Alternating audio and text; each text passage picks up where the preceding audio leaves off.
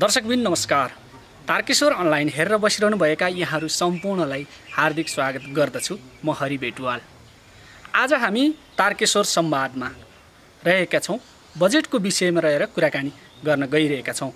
Budget कस्तो रहेको छ, बजेटको विषयमा विश्लेषण के छ, प्रतिक्रिया कस्तो छ, यही विषयमा रहेर आज हामी वरिष्ठ अर्थविद तथा प्राध्यापक डाक्टर केशवराज खड्कासँग गरिएको कुराकानी तारकेश्वर संवादमा लिएर आज हामी उपस्थित भएका छौँ। लागौँ उहाँसँग गरिएको कुराकानी भिडियो रिपोर्टतर्फ। यो अहिले जुन चुनावी सरकारले ल्याएको जुन बजेट छ नि 78-79 सालको, यो बजेटबाट यहाँको धारणा के छ? तपाईलाई पहिले त यो बजेटबारे मेरा विचार लिन यहाँसम्म आउनुभयो, त्यसका लागि हार्दिक धन्यवाद ज्ञापन गर्छु। र साथै अर्थमन्त्रीको बजेट जुन हिजो देशका लागि प्रस्तुत गरिएको छ, यसको आफ्नै महत्त्व र विशेषता पनि रहेको छ। तपाईँलाई पहिले भनौँ, यो राजनीतिक परिप्रेक्ष्य कतिसम्म अगाडि बढ्ने हो, त्यो एउटा अन्योलको वातावरण हामीसित छ। र त्यो अन्योलले के देखाइरहेको छ भने हिजो प्रस्तुत गरिएको बजेट यही रूपमा कार्यान्वयन हुन्छ र अगाडि बढ्छ भन्ने कुरामा विविध शङ्काहरू देखिएका छन्। किनभने अहिलेको परिप्रेक्ष्यमा संसद भङ्ग भएको छ र त्यसका विरुद्ध विपक्षीहरूले सर्वोच्चमा रिट दायर गरेका छन् र त्यो मुद्दा अहिले सरसर्ती चलिरहेको छ। त्यसकारण यसरी यो मुद्दा चलिरहँदा यो बजेट आउँदा एउटा समन्वयको अभाव पहिलो देखिएको छ। किनभने जब विरोधीहरू तपाईको चाहिँ के त मुद्दा मामिला गर्दैछन् भने कमसेकम यसको प्रस्तुति गर्नुभन्दा अगाडि हैन एकपटक उहाँहरूको कन्फिडेन्स हैन म यसरी दिन्छु उसरी दिन्छु भन्ने एउटा कमसेकम हैन उहाँहरूको राय हो। गोपनीयताको हिसाबले बजेटका विविध अरू प्रावधानका हिसाबले खुल्ला रूपमा जान मिल्दैन, त्यो सबैले बुझेका छन् हैन। तर सैद्धान्तिक रूपमा तपाईँको छलफल गर्न जति हुन सकिन्छ, उहाँहरूका सुझाव के छन् हैन, उहाँहरूको के छ दृष्टिकोण के छ। किनभने आर्थिक वर्ष आयो, संविधानको एउटा प्रावधान छ, त्यसलाई परिपूर्ति गर्नुपर्ने हैन नयाँ कार्यक्रम चाहिँ अगाडि आवश्यक छ। यो त राष्ट्रको आवश्यकता हो हैन, त्यसलाई पहिचान गराउने त राष्ट्रिय सहमतिको आधार हो हैन। त्यो एउटा मैले कमी देखेको छु। त्यसले गर्दा यसलाई यही रूपमा यसको दूरगामी प्रभाव के हुन्छ भने कि यही वर्तमान अवस्थै रहिरह्यो भने यो कार्यान्वयन भएर जाला होइन। यसमा तलमाथि अदल बदल आउने बित्तिकै नयाँ सरकारले यही किसिमबाट हैन यो चाहिँ के त बजेट लैजानुपर्छ भने कुनै बाध्यता रहन्छ हैन। त्यसकारण यो परिप्रेक्ष्यलाई पहिले हामी आम जनमानसमा आउनु पहिलो जरुरत छ। दोस्रो कुरो, अहिले जे जस्तो किसिमबाट बजेट आएको छ त्यसलाई बाहिर साधारण रूपमा तपाईँ हेर्दाखेरि प्रशंसा बाहेक गाली गर्ने ठाउँ कमै देखिन्छ। किनभने अहिले कोभिडको छ समस्या, जनता नै नबाँचे तपाईँको चाहिँ कता राजनीति कहाँ हुन्छ, देश कहाँ हुन्छ। त्यो अवस्थामा स्वास्थ्यलाई पहिलो प्राथमिकतामा राखेर 1 खर्बभन्दा बढी बजेट हैन स्वास्थ्य क्षेत्रमा पहिलो पटक आएको छ। यसलाई तपाईँले कसैले पनि हैन नराम्रो भन्नुपर्ने ठाउँ छैन, त्यो पक्कै हो हैन।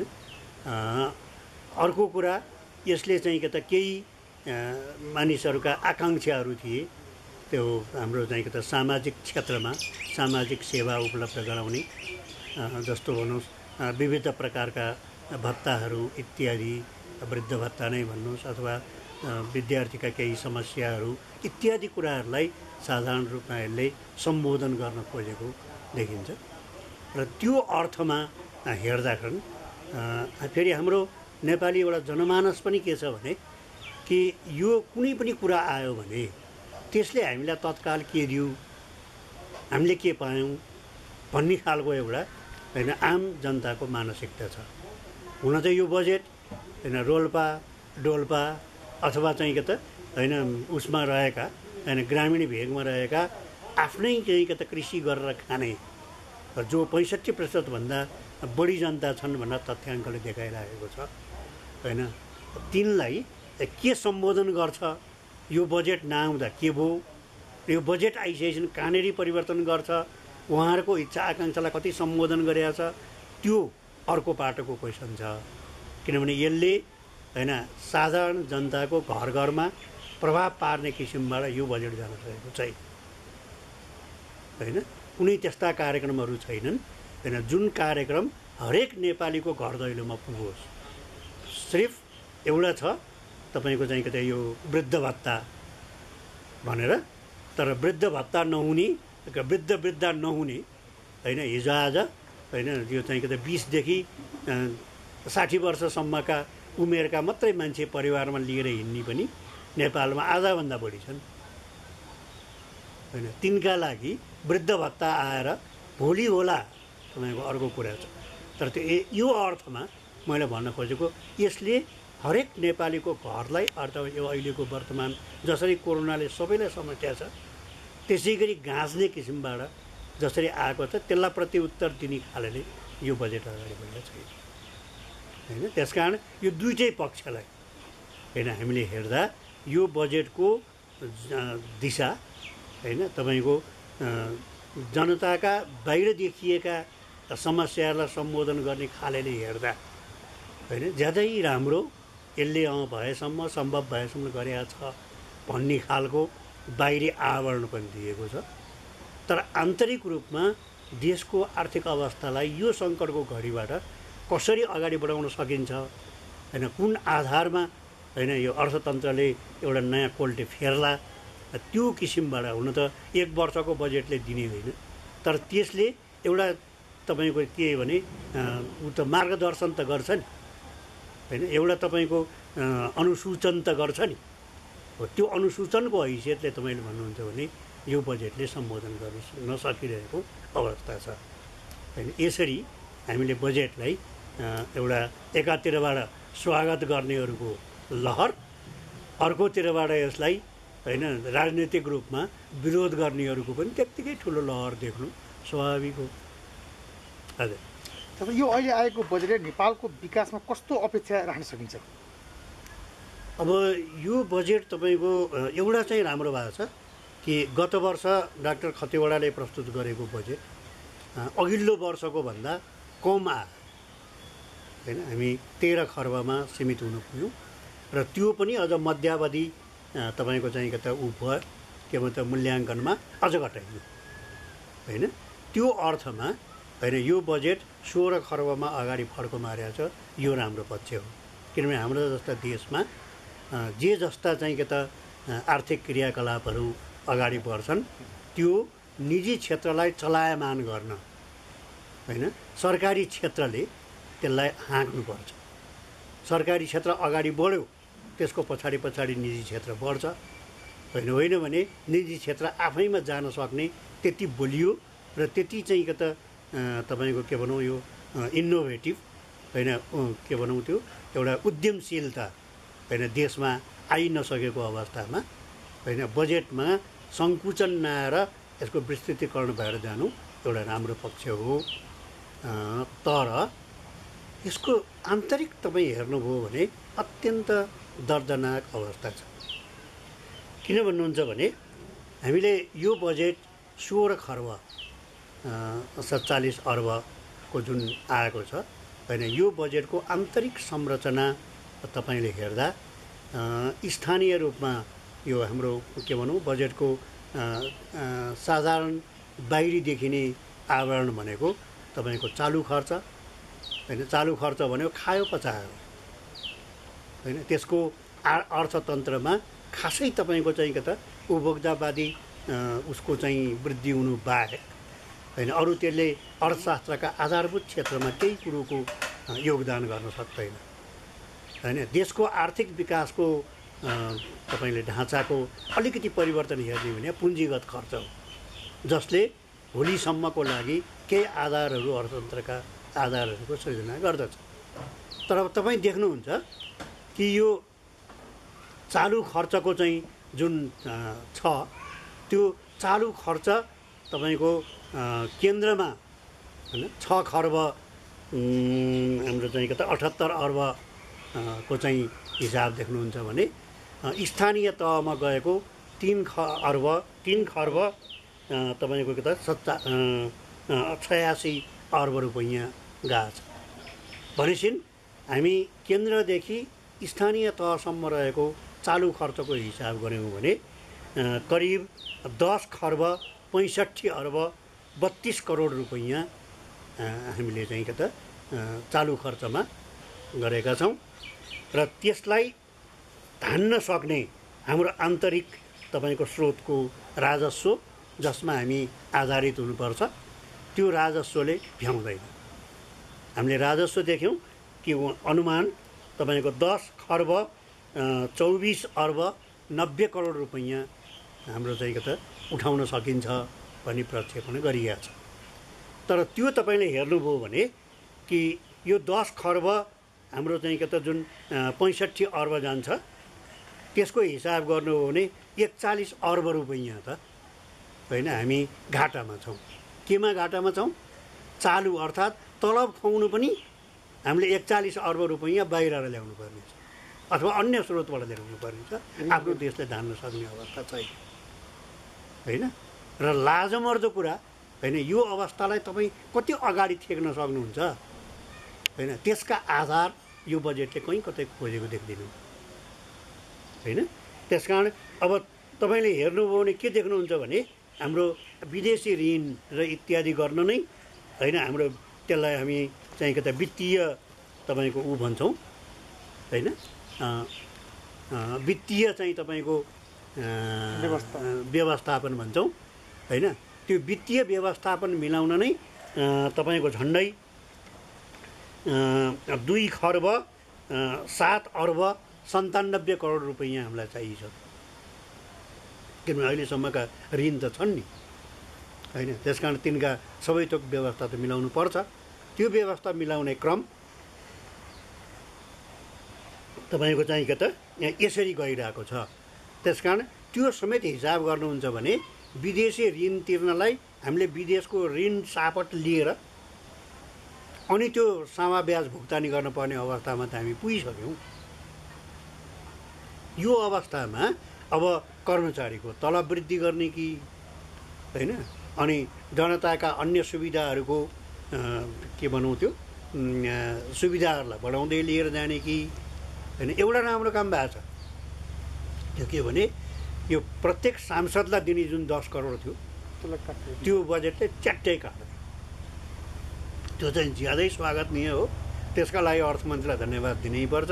र एउटा के पनि हामीले चाहिँ के त आशा गरौँ भने यसरी यो सांसद खर्च भनेर वाहियात हुने खर्चलाई रोक्न अबका सरकारहरूले सधैँभरि होइन यो चाहिँ के त अनुसरण गर्दै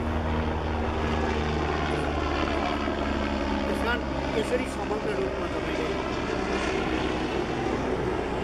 हेर्नुभयो भने होइन बजेटलाई तपाईँको के त आलोचनात्मक दृष्टिकोणले हेर्नुपर्ने जरुरत छ। जस्तै 16.5 खर्बको बजेटमा ऋणको हिस्सा त निकै ठुलो छ। तपाईँले भनिसक्नुभयो कि 10 खरब समथिङ मात्र तपाईँको त्यो हाम्रो राष्ट्र सङ्कलन हुने दिन्छ, तर 6 खर्ब समथिङ चाहिँ अझै ऋण चाहिँ तपाईँकोले ध्यान दिनुपर्ने छ पुँजीगत खर्च जो विकासको बजेट। हजुर, यसलाई कसरी भन्नु मूल्याङ्कन चाहिँ यहाँको हेर्नुहुन्छ? होइन, अब मैले अहिले भने तपाईँको देश विकासको अर्थ हेर्ने भनेको तपाईँको चालु खर्चबाट नै होइन, के अरे चालु खर्च होइन, यो हाम्रो के भन्छ पुँजीगत खर्चबाट नै हो। किनभने पुँजीगत खर्च वृद्धि हुनु पर्थ्यो। यसमा चाहिँ अर्थमन्त्रीले अत्यन्त कन्जुस, किनभने यो चाहिँ तपाईँको के त ऋण मात्रै तपाईँले लिँदै हुनुहुन्छ, विदेशी ऋण होइन 3 खर्ब तपाईँको 9 अर्ब रुपैयाँ होइन, 9 अर्ब 29 करोड रुपैयाँ वैदेशिक ऋण लिँदै हुनुहुन्छ र आन्तरिक ऋण 2 खर्ब 50 अर्ब लिँदै हुनुहुन्छ। मेरो अनुरोध के भने कमसेकम यो ऋण लिएर त अन्य कुराहरू नगरौँ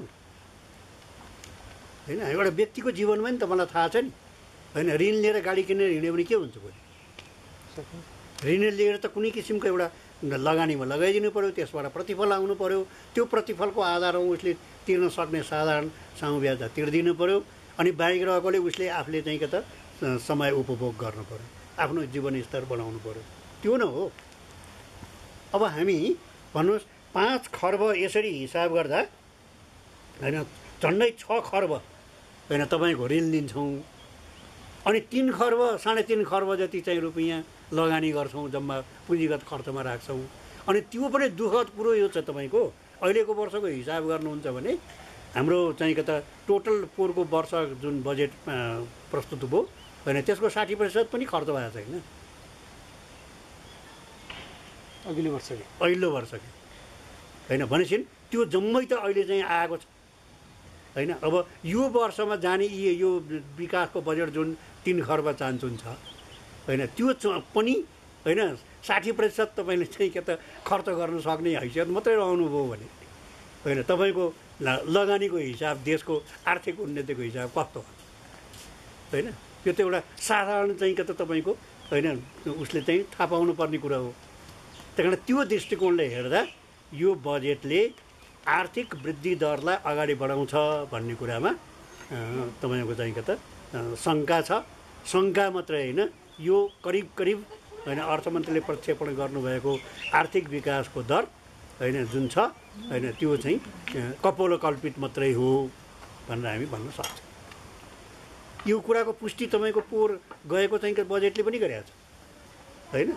विशिष्ट विशेषज्ञ हाम्रो होइन डाक्टर चाहिँ के त कतिवटाले प्रश्न गर्दा 8% भने होइन, 7% चाहिँ के त वृद्धि दर हुन्छ भने होइन। अहिले त चाहिँ के त ऋणात्मक रूपमा -2 गयो होइन। भनेपछि त्यो बजेट कति हावादारी रहेछ होइन। कहीँ यो अहिलेको बजेटको पनि यो तथ्याङ्कहरूले हेर्दा यस्तै हावादारी नहोस्, यो हाम्रो नेपालीहरू सबैको एउटा के भनौँ यसलाई शुभेच्छा छ अर्थमन्त्रीको होइन। आफ्नो वचनमा उहाँ टिक्न सक्नुहोस्, त्यसको चाहिँ हामी शुभेच्छा गर्न सक्छौँ। अब अन्तमा जाउँ, समग्रमा बजेटको दिशा के हो? अब यो बजेटलाई अब हेर्दा आसन्न निर्वाचन छ, त्यसकारण निर्वाचनको अगाडि आउने बेलामा अन्य देशहरूमा पनि यो चलन छ कि एकदम कि जनताका इच्छा आकाङ्क्षाहरूलाई करिब सम्बोधन गरिदिए जस्तो गर्ने त्यो छ। त्यही अनुरूप यो बजेटले पनि आफ्नो धर्म निर्वाह गरेको छ। त्यो निर्वाह गरिएका जे कुराहरू छन् त्यसमध्ये एउटा विशिष्टता यो बजेटले दिन खोजेको राम्रो पक्ष के भने कोभिड मात्रै होइन, कोभिड जस्ता यो चाहिँ स्वास्थ्य समस्याहरू अन्य आए भने पनि होइन त्यसका लागि जनशक्तिदेखि लिएर तपाईँको यो के भन्दा पूर्वाधारहरू, हस्पिटलहरू होइन यो चाहिँ के भनौँ हाम्रो आइसोलेसन चाहिँ के त कक्षाहरूको व्यवस्थापन, अनि त्यसपछि भेन्टिलेटरहरू, त्यो चाहिँ विभिन्न किसिमका अत्याधुनिक प्रविधियुक्त मेसिनहरू होइन जाँच पडताल गर्न स्वास्थ्यको लागि अगाडि बढ्न सकिने खालका धेरै चाहिँ के त सामग्रीहरू स्थापित गर्ने जुन यसले दिशा लिएको छ त्यो अत्यन्त सराहनीय पक्ष हो र अहिलेको आवश्यकता पनि हो। त्यो आवश्यकता अनुरूप बजेटले मिट गर्न खोजेको जुन उद्देश्य छ त्यसका लागि बजेट अत्यन्त राम्रो छ। त्यसपछि शिक्षा क्षेत्रमा पनि यसले अलिकति फड्को मारिदिएको छ है होइन, किनभने विद्यार्थीहरूलाई तपाईँको चाहिँ के त त्यो कम्प्युटर इजाजको आधुनिक सुविधा दिएको छ। 1% भने अब केही कुरो होइन, ब्याज सित्तै दिनु सट्टा भन्ने त्यो के भनौँ कार्यविधि मात्रै निकाल्नलाई होइन यसो रेकर्ड राख्नु पऱ्यो गर्नु पऱ्यो त्यसको लागि मात्रै भने जस्तो गरी करिब सित्तै दिएको छ त्यो हो। अनि त्यसपछि 9 कक्षासम्मका विद्यार्थीहरूलाई नि शुल्क यो चाहिँ के त वितरण गर्ने होइन पाठ्य पुस्तकहरू भनेको छ। त्यो पाठ्य सामग्री नै किन्न नसकेर पनि पढ्न नसक्नेहरू नेपालमा करिब 3% जति जनसङ्ख्याको भार छ होइन। त्यसकारण त्यो किसिमको जुन छ तथ्याङ्कले देखाएको छ त्यसलाई सम्बोधन गर्न खोजेको छ, त्यो पनि राम्रो हो। अर्को विदेशबाट फर्केर आएकाहरूलाई केही चाहिँ के त नयाँ काम गर्न खोज्छन् भने उनीहरूलाई सहुलियत दरमा 5%मा चाहिँ के त ऋण दिने भनिएको छ। अब यो लागु कतिको हुन्छ त्यो आफ्नो ठाउँमा छ, कुन ढङ्गले कसले पाउँछन् त्यो आफ्नो ठाउँमा छ। तर जे होस् ती जनतालाई सम्बोधन गरिएको छ, यो पनि राम्रै छ। त्यसपछि अर्को गएर तपाईँको चाहिँ के त यो शिक्षित बेरोजगारी जुन थियो त्यसलाई यसले केही सम्बोधन गर्न खोजेको छ, किनभने 5%मा 25 लाखसम्म सिर्फ सर्टिफिकेट चाहिँ के त राखेको भरमा भने कमसेकम सर्टिफिकेट अहिलेसम्म जुन कागजको खोस्टै बराबर भइरहेको थियो होइन, त्यसलाई सर्टिफिकेटको इज्जत गरिदिएको छ यो बजेटले पहिलो पटक होइन। त्यो पनि एउटा सराहनीय कदम हो। यी जम्मै राम्रा पक्ष हुन्। तर यी जम्मै कुराहरू के छन् भन्नु होला भने तपाईँको वितरणमुखी कुराहरू मात्रै भयो क्या होइन। यसले तपाईँको यही किसिमको अवस्था यी जम्मै दिएका सुविधालाई भोलि पनि अझ अर्को वर्ष यो तरिकाले वृद्धि गरेर लैजान्छु भन्ने आधार छ होइन। त्यसकारण यसरी हेर्ने हो भने यी दिइएका विषयवस्तुहरूलाई निरन्तरता दिने पक्षबाट हेर्ने हो। त्यसका लागि विकासका लागि आर्थिक वृद्धि दरलाई अगाडि बढाउनु पर्ने जरुरत हुन्छ। त्यो अगाडि बढाउने भनेको पुँजीगत खर्चमै चाहिँ के त बढी जोड दिएर होइन विविध क्षेत्रहरूलाई सम्बोधन गर्नुपर्ने हो। त्यो चाहिँ सबभन्दा कन्जुस्याइ गरिएको क्षेत्र भएको हुनाले र त्यसरी छुट्याइएको विकास बजेट अर्थात् यो के त पुँजीगत खर्च फेरि खर्च पनि नहुने त्यो परिस्थितिको हिसाब गर्दा यो नकाम बजेट होइन। यसले होइन जनताका अपेक्षा आकाङ्क्षाहरूलाई बढाइदिएको छ, तर त्यसलाई पूर्ति गर्नलाई यसका चाहिँ के त निरन्तरताको आधार सब माथिएको छ होइन। त्यसकारण मेरो चाहिँ के त अनुरोध अहिले पनि के सम्भव छ भने, किनभने अहिले त हाउस छैन होइन, जनप्रतिक्रिया लिएर होइन बजेटलाई पुनर्परिमार्जन पनि गर्न सकिन्छ, किनभने राष्ट्रपतिको लालमोहरको आदेश हो होइन। त्यसलाई होइन जनआकाङ्क्षालाई चाहिँ के त सम्बोधन गर्न सकिन्छ। यो एउटा सुवर्ण अवसर हो होइन। त्यसकारण त्यो सुवर्ण अवसरको उपयोग गर्दै होइन कमसेकम विकास खर्च चाहिँ 6 खर्बतिर यो 3 खर्ब जुन छ होइन त्यसलाई गऱ्यो भने 40% जति लगानी हुन्छ होइन। अहिले 24% जति छ, 40% जति लगानी हुन्छ। त्यति भयो भने उहाँले जे जस्ता कुराहरू अहिले प्रस्तावित गर्नुभएको छ तिनीहरूले निरन्तरता पनि पाउँछन् र देशको अर्थतन्त्रले कोल्टे फेर्ने आगामी वर्षहरूको लागि एउटा आधार दिन्छ। यो आधार दिने कुरा उहाँको चाहिँ के त कानसम्म पुगोस् तपाईँहरूको लोकप्रिय माध्यमले, यति भन्दै म यहाँहरूलाई धन्यवाद दिन्छु। मैले एउटा यसमा जोडिहालेँ तपाईँलाई।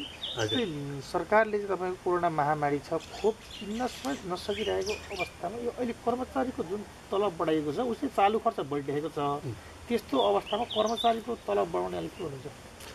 यसलाई चाहिँ त तपाईँको के भनौँ, अब त्यो हास्यास्पद हो।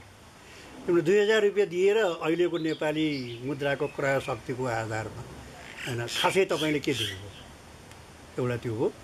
अनि दोस्रो फेरि यो के भने कोरोना सबैलाई लाग्यो, बन्द सबैका लागि छ भने जस्तो गरी होइन तल्लो तहदेखि माथिल्लो तहसम्म समान रूपमा दिइएको छ होइन। यसको पनि तपाईँको अर्को पक्ष छ त्यसको, किनभने यसले थप फेरि तपाईँको उसमा लैजान्छ के अरे यो तलबै बढाइदिएको हुनाले तपाईँको के भनौँ यो